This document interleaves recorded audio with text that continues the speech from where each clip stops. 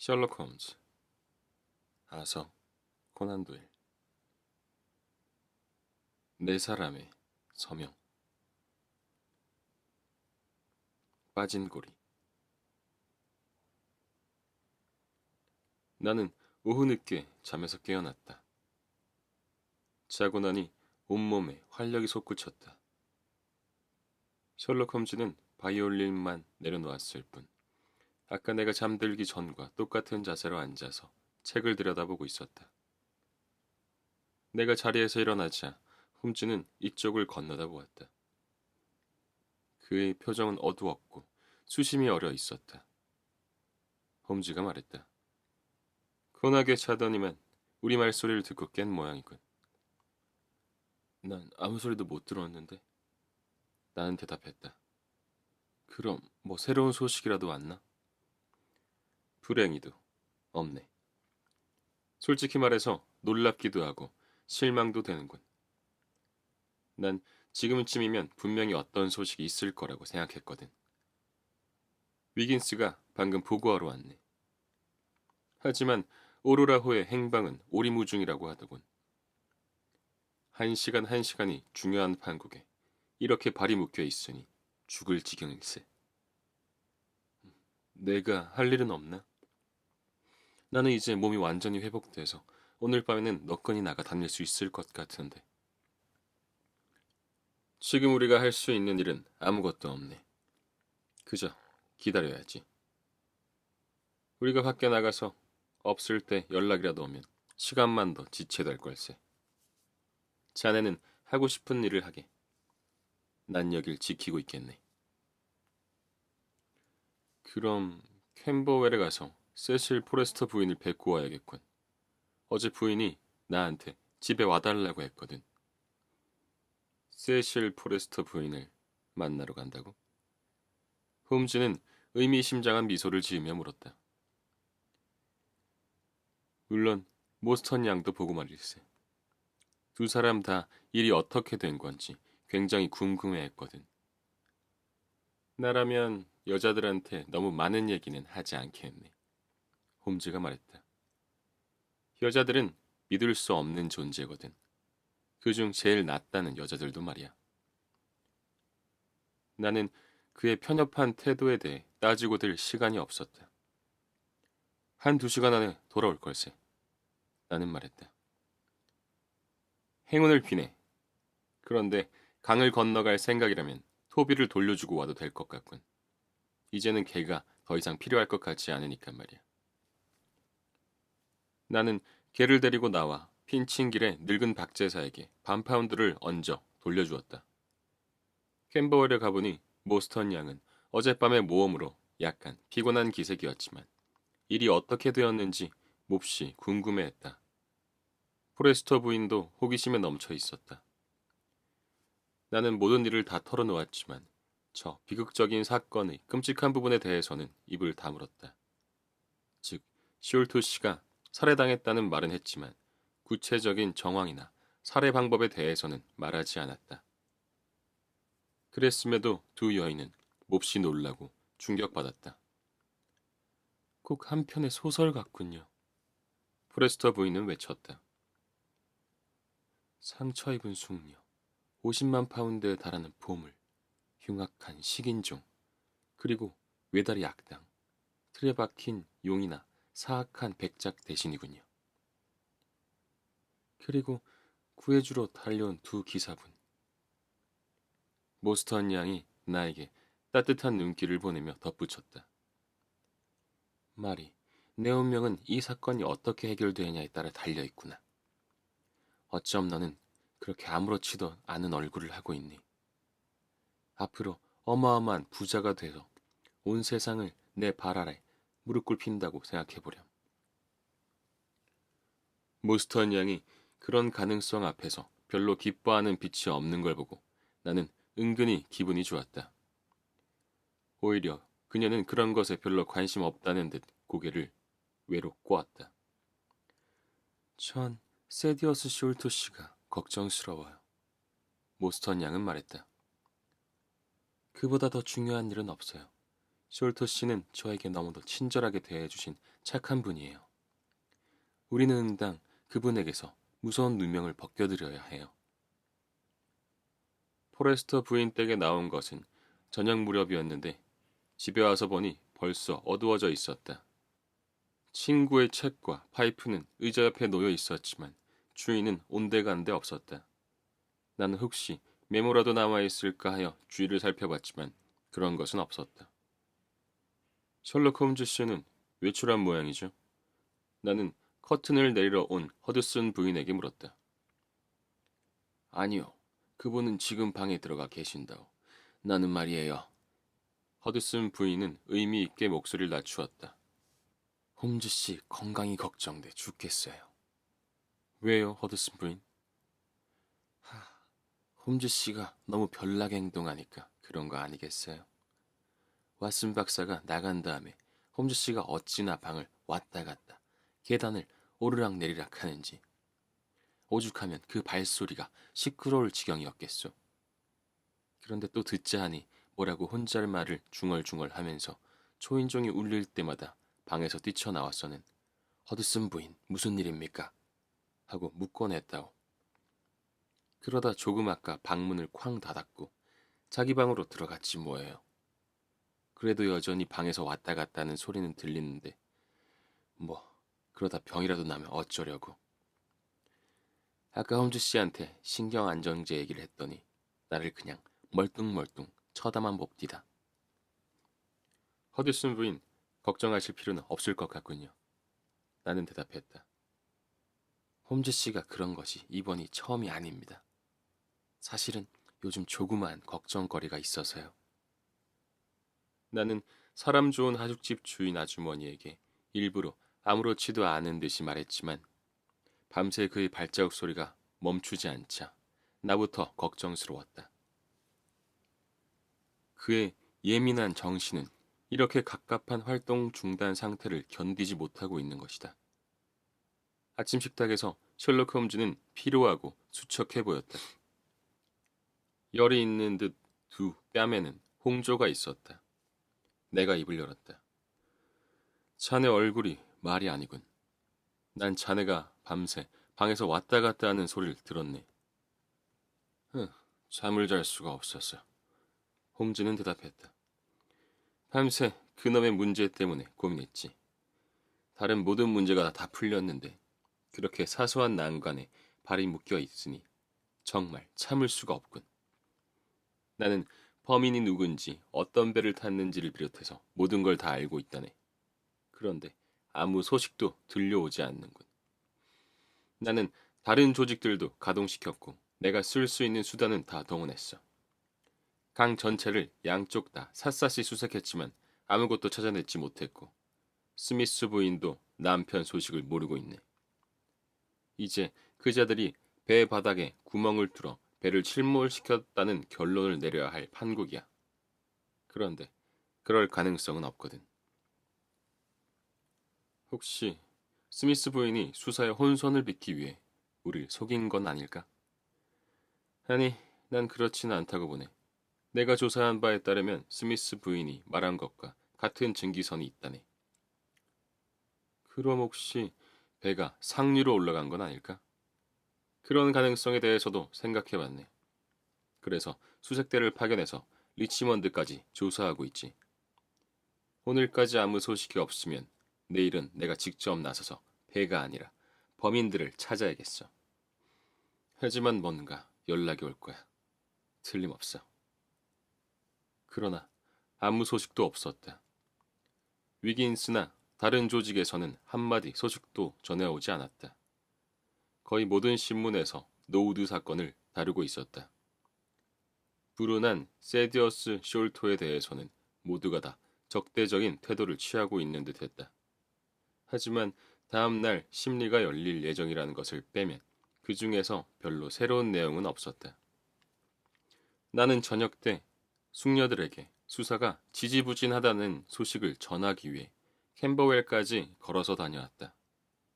집에 와보니 홈즈는 침울하게 가라앉아 있었다.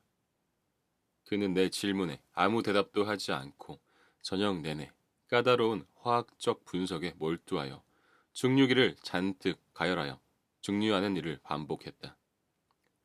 마지막에 나온 지독한 냄새 때문에 나는 쫓기다시피 내 방으로 물러왔다. 새벽까지 시험관 딸그락거리는 소리가 들려온 것으로 보아 홈즈는 그때까지 악취나는 실험을 계속한 것이 분명했다. 먼 동이 터올 무렵 언뜻 잠에서 깬 나는 홈즈가 선원들이 입는 허름한 재킷에 빨간 싸구려 스카프를 목에 두른 차림으로 머리맡에 서 있는 걸 보고 깜짝 놀랐다. 왓슨, 나는 강으로 내려갈 생각이네. 홈즈는 말했다. 여러모로 생각해봤는데 방법은 딱 한 가지야. 어쨌든 해볼 만한 가치가 있는 일이지. 그럼 나도 같이 가도 되겠지? 나는 말했다. 아니, 자네는 나를 대신해 여기에 남아있는 게 낫겠어. 사실 나는 나가고 싶지 않네. 오늘 밤에 위긴스가 비관적인 얘기를 했지만 오늘 안으로 무슨 연락이 올 게 틀림없으니까 말이야. 자네는 편지나 전보고 오면 내 대신 개봉하고 혹시 무슨 소식이 있다면 자네 판단에 따라 행동해주게. 어때? 할 수 있겠나? 물론이지. 나한테 전보 같은 걸 칠 수는 없을 걸세. 나도 오늘 내가 어디 있을지 알 수 없으니까. 하지만 운이 따라준다면 그다지 멀리 나가진 않을 걸세. 이따가 돌아올 때는 뭔가 소식을 가지고 올 거야. 조반 전까지 홈즈에게선 아무 연락이 없었다. 하지만 스탠다드 신문을 편 나는 새로운 기사가 실려 있는 걸 보았다.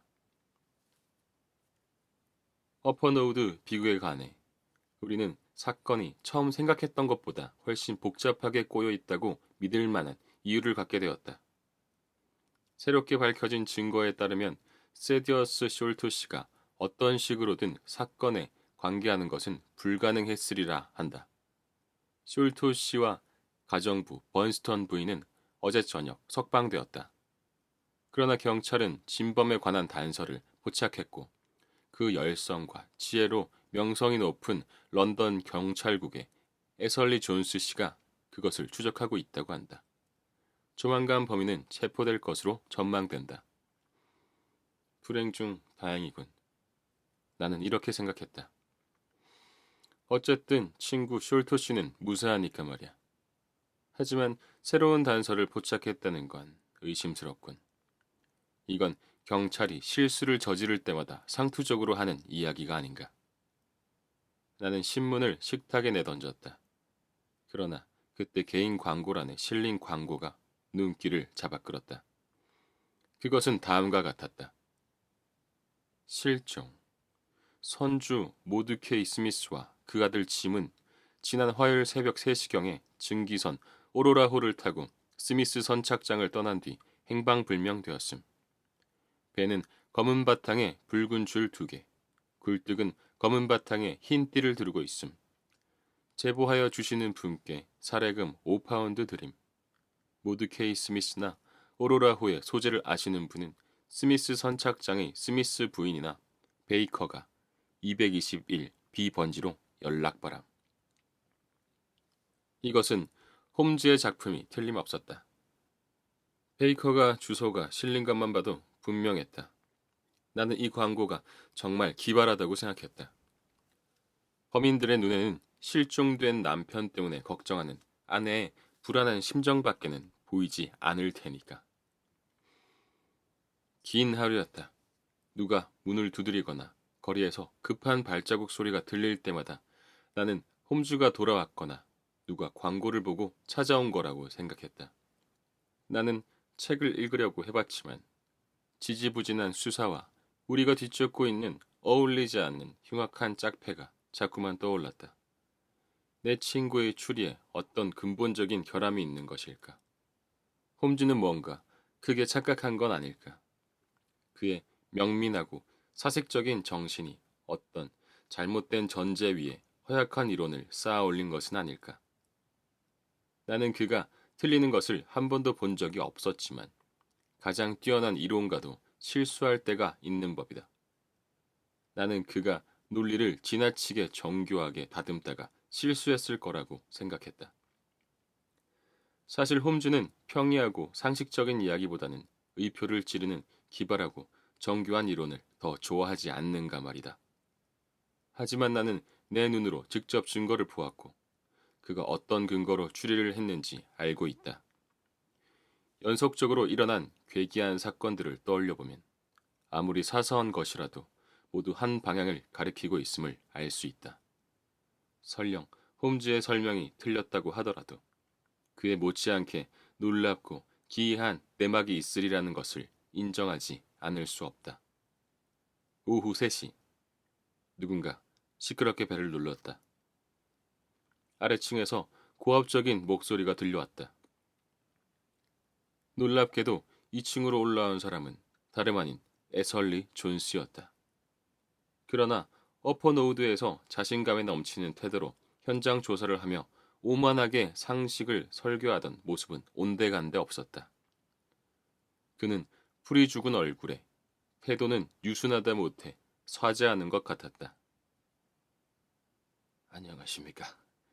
셜록 홈즈 선생은 외출하신 것 같군요. 예, 그 친구가 언제 올진 모르겠습니다. 하지만 기다리실 생각이라면 그 의자에 앉아서 이 시가라도 한 대 태우시지요. 고맙소.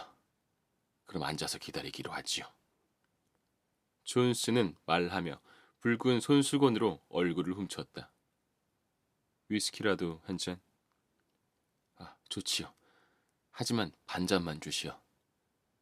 아주 더운 때가 되나서. 그런데 사실 나는 근심이 태산 같소이다. 박사도 이 노우드 사건에 대한 내 이론을 알고 계시지요? 네, 그때 말씀하신 걸 기억하고 있습니다. 참, 그걸 제고하지 않을 수가 없게 됐소. 나는 숄토 씨를 겨냥하고 그물을 쳤는데 그 사람이 그만 그 사이에 구멍으로 보기 좋게 빠져나가 버렸지 뭐요. 도저히 뒤집을 수 없는 알리바이가 있었소. 숄토 씨는 형의 방에서 나온 다음부터 한 번도 다른 사람의 시야를 벗어난 적이 없었다 하오.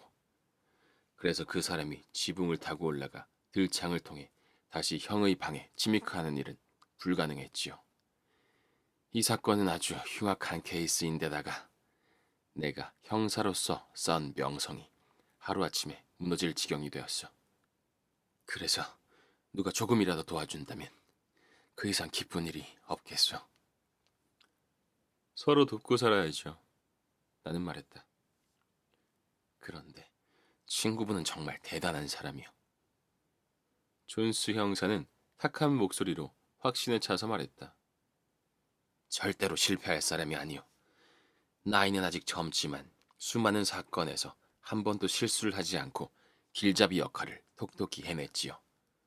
수사 방식이 독특하고 가설을 세우는데 좀 서두르는 경향이 있긴 하지만 그래도 경찰이 투신했다면 아마 승승장구했을 거예요. 뭐 딴 사람들이 알아도 상관없어.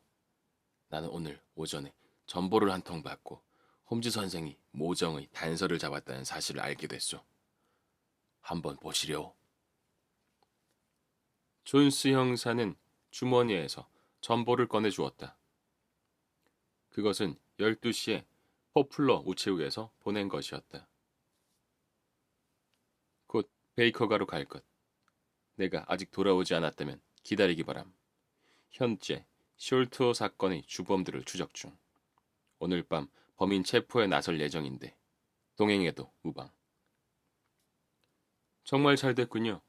범인의 행방에 관한 단서를 다시 포착한 게 틀림없습니다. 나는 말했다.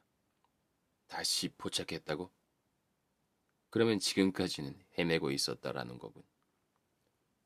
존스는 만족스러운 얼굴로 외쳤다. 원숭이도 나무에서 떨어질 때가 있다더니. 물론 이 제보는 사실이 아닐 수도 있지만 법을 집행하는 형사로서 최선을 다하는 것이 내 임무요. 그런데 누가 온 것 같소? 홈즈 선생인가 보. 무거운 발소리가 계단을 올라오고 있었다. 몹시 숨이 찬 듯 사내는 가래 끓는 소리를 내며 숨을 몰아쉬고 있었다. 계단을 오르는 것이 힘에 부쳤는지 한두 번 걸음을 멈추기도 했지만 그는 마침내 계단을 올라와 방 안으로 들어섰다. 아니나 다를까 노인이었다. 노인은 뱃사람처럼 보였는데 선원들이 입은 허름한 윗도리를 걸치고 목까지 단추를 채우고 있었다. 등은 활처럼 굽었고 무릎은 부들부들 떨었다. 천식을 앓고 있는지 숨쉬는 것이 몹시 힘들어 보였다. 노인은 굵은 참나무 지팡이에 몸을 의지하고 어깨를 들썩이며 숨을 몰아쉬었다. 노인은 색색의 스카프로 턱까지 감싸고 있었는데 수치 많은 새하얀 눈썹과 잿빛 구렛나루를 빼면 밖으로 드러난 것은 날카롭게 반짝이는 검은 눈뿐이었다. 노인은 젊어서는 이름난 선장이었을지도 모르지만 이제는 몰락하여 병고와 가난에 시달리고 있는 듯했다. 노인장, 어떻게 오셨습니까? 나는 물었다. 노인은 특유의 느릿한 태도로 찬찬히 주위를 둘러보았다. 자네가 셜록 홈즈인가? 노인이 말했다. 아닙니다. 하지만 제가 홈즈 씨를 대리하고 있지요. 홈즈 씨에게 하실 말씀이 있다면 저한테 하십시오. 나는 홈즈 그 사람한테 직접 말하려고 왔네. 노인이 말했다. 하지만 제가 홈즈의 대리인이라고 하지 않았습니까? 혹시 모드케이 스미스의 배에 관한 얘기인가요? 그래, 나는 그 배가 어디 있는지 잘 알고 있지. 그리고 홈즈 그 사람이 쫓고 있는 사람들이 어디 있는지도 알고. 뿐인가, 보물이 있는데도 잘 알지. 나는 모든 걸 알고 있어. 그러면 저한테 말씀하세요. 그러면 제가 홈즈에게 전해주겠습니다. 나는 그 사람한테 직접 말하려고 왔네. 노인은 고집스럽게 같은 말을 되풀이했다. 좋습니다. 그럼 홈즈가 올 때까지 기다리시죠. 싫어. 남 좋은 일 하자고 하루를 망칠 생각은 없어. 난 그냥 갈 테니까 셜록 홈즈더러 혼자 힘으로 알아내라고 해. 난 자네들이 어떻게 생각하든 상관없어. 난 한마디도 안 할 거야. 노인은 발을 끌며 문을 향해 나갔지만 해설리 존스가 앞을 막아섰다. 잠깐만요, 영감님. 존스 형사는 말했다. 중요한 정보를 알고 계신가 본데 그냥 가시면 안 되죠. 영감님이 어떻게 생각하시든 우리는 친구가 돌아올 때까지 영감님을 보내드릴 수가 없습니다. 노인은 존스를 피해 문 쪽으로 달려가려고 했지만 어느 틈에 애설리 존스가 넓은 등판으로 문을 가로막고 있었다. 그제야 노인은 어쩔 수 없다는 것을 깨달은 듯했다. 아니 무슨 이런 경우가 다 있나? 노인은 지팡이로 바닥을 찍으며 고함을 질렀다. 나는 여기 셜록 홈즈라는 신사를 만나러 왔어. 그런데 생전 보도 붙도 못한 것들이 나를 이 모양으로 대접해. 너무 그러실 건 없습니다. 나는 말했다. 노인장께서 손해본 시간은 보상해드릴 테니까 여기 소파에 좀 앉아 계십시오. 홈즈는 금방 올 겁니다. 노인은 언짢은 듯 소파에 앉아서 두 손으로 턱을 고였다. 존스와 나는 다시 시가를 물고 이야기를 시작했다. 그런데 갑자기 홈즈 목소리가 들렸다. 나한테도 시가 하나 주게.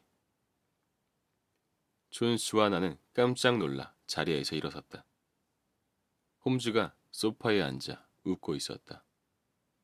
홈즈! 나는 소리쳤다. 자네구만. 그런데 노인장은 어디 가고? 노인은 여기 있네. 홈즈는 흰 머리털 한 무더기를 들어 보이며 말했다. 바로 이걸세. 가발이랑 수염, 눈썹 등등이지. 난 내 변장이 썩 괜찮다는 건 알고 있었지만 이렇게 무사히 시험을 통과할 줄 몰랐네. 이런 나쁜 양반 같으니. 존스는 껄껄 웃으며 소리쳤다. 선생은 배우가 됐더라면 그게 성공했을 거야. 진짜 구빈원에서나 들을 수 있는 기침하며 그 부들부들 떠는 다리로 일주일에 10파운드는 받겠어. 그래도 그 눈빛은 어디서 많이 본 듯 했지. 선생도 우리 손에서 그렇게 쉽게 빠져나갈 수 있을 거라고 생각하진 않았겠지요. 나는 하루 종일 이런 차림으로 돌아다녔죠. 홈즈는 시가에 불을 붙이며 말했다. 범죄자 집단이 나를 알아보기 시작했으니까요. 특히 이 친구가 사건 수사 기록 책을 펴낸 다음부터는 그렇습니다. 그래서 나는 탐문 수사를 하러 나갈 때 항상 이렇게 간단한 변장을 하죠. 제가 보낸 전본은 받으셨습니까? 그렇소. 그걸 보고 여기 온 거요. 수사는 잘 돼갑니까? 성과가 전혀 없어. 나는 체포한 사람들을 풀어줄 수밖에 없었는데 나머지들에 대해서도 이렇다 할 증거가 없는 형편이야. 염려하지 마십시오.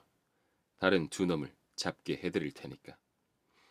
하지만 제 지시를 따르셔야 합니다. 범인 체포의 공로를 다 가져가도 좋지만 제가 하자는 대로 하셔야 합니다. 그렇게 할 수 있겠습니까? 물론이요. 범인을 잡게만 해준다면. 좋습니다. 그런데 빠른 경비정 한 척이 필요합니다. 증기선이어야 하고 7시까지 웨스트민스터 선착장에 대기시켜 주셔야 합니다. 그거 쉬운 일이요. 경비정 한두 척이야 항상 그 근방에 있으니까 말이요. 하지만 나가서 전화로 확인해야겠어. 그리고 범인들이 저항할 경우에 대비해 장정 둘이 필요합니다. 경비정에 경찰 두세 명이 타고 있을 거요. 또 다른 건 범인들을 잡으면 우린 보물을 되찾게 될 겁니다. 그런데 여기 있는 내 친구는 그 보물의 절반에 대한 권리가 있는 숙녀분에게 보물상자를 먼저 갖다 주고 싶어 할 겁니다. 숙녀분이 맨 먼저 보물상자를 열어보게 해주십시오. 어떤가 왓슨? 그렇게 할 수 있다면야 좋지. 그건 절차상 상괴를 벗어난 건데. 존스는 고개를 설레설레 저으며 말했다. 하지만 사건 전체가 다 상괴를 벗어난 것이니 그 정도는 눈 감아줄 수밖에. 하지만 보물을 본 다음에는 경찰에 넘겨야 하오. 공식적인 조사가 끝날 때까지는 경찰에서 보관해야 하니까 말이오. 알겠습니다. 그거야 별거 아니죠. 또 있습니다. 저는 이 사건의 몇 가지 부분에 관해 조너선 스몰에게 직접 설명을 듣고 싶습니다. 아시다시피 저는 사건의 진상을 자세하게 알고 싶으니까요. 사실 경비만 제대로 한다면 여기나 아니면 다른 장소에서 그자와 비공식적인 면담을 하는 게 문제될 건 없지 않습니까? 좋소. 수사를 주도한 건 선생이니까. 사실 나는 이 조너선 스몰이라는 자의 존재에 대해서는 아직 모르고 있었소. 하지만 선생이 그자를 붙잡는다면 그자와 면담하는 걸 내가 거부할 명분은 없는 셈이요. 그러면 얘기는 다 끝난 겁니까? 그렇소. 다른 건 없어. 다른 건 오늘은 우리와 같이 저녁 식사를 해야 한다는 겁니다. 식사는 반 시간 안에 준비될 겁니다. 주요리는 굴과 꿩고기이고 괜찮은 백포도주가 나올 예정입니다. 그런데 왓슨, 자네는 주부로서의 내 능력을 과소평가하고 있지.